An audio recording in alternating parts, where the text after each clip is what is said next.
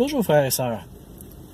Je sors de la conférence de Pieux qu'il y avait aujourd'hui. On est le 2 juin 2018. Puis quelqu'un est en train de partager une expérience qu'il avait eue avec en donnant une bénédiction à un de ses enfants. Il disait, c'est facile pour quelqu'un, pour un père surtout, de donner une bénédiction à son enfant parce qu'il aime son enfant. Alors il fait la question, comment est-ce qu'on peut démontrer autant d'amour pour les autres avec qui on donne une bénédiction? Je réfléchissais à ça et je me disais, oui, effectivement, comment est-ce qu'on est capable d'aimer les autres autant qu'un père aime son enfant? La réponse est venue aussi évidente que la question était. On a un Père qui nous aime.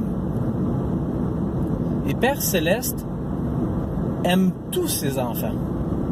Alors comment est-ce qu'on est capable d'aimer tout le monde comme on aime nos enfants?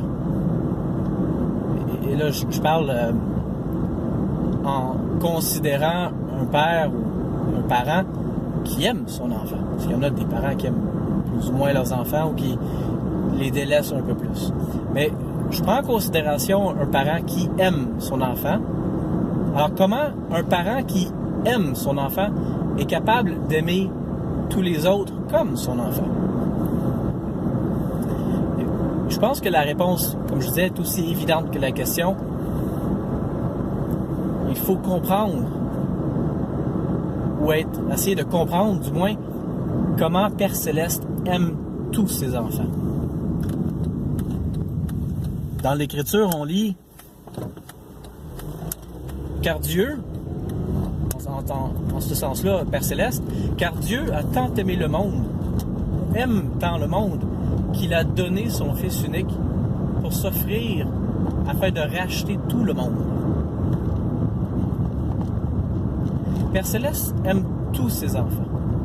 Et si on est capable de voir passer par-dessus notre amour imparfait pour le monde, mais on est capable, si on s'efforce à rechercher, à comprendre comment Père Céleste aime tous ses enfants, alors la manière qu'on est capable d'aimer tous les autres devient beaucoup plus évidente.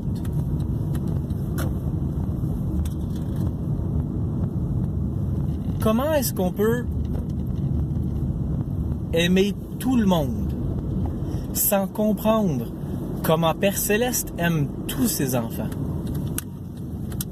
Même ceux qui ne croient pas en lui, même ceux qui se rebellent, même ceux qui le rejettent, même ceux qui font du mal aux autres, ce sont des enfants aimés.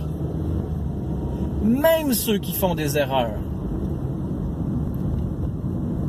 même ceux qui ne retournent pas notre amour, Père Céleste les aime malgré ça.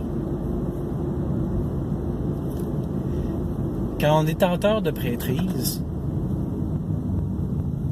donne une bénédiction à quelqu'un, il faut que le détenteur de prêtrise recherche comment Père Céleste aime cette personne-là.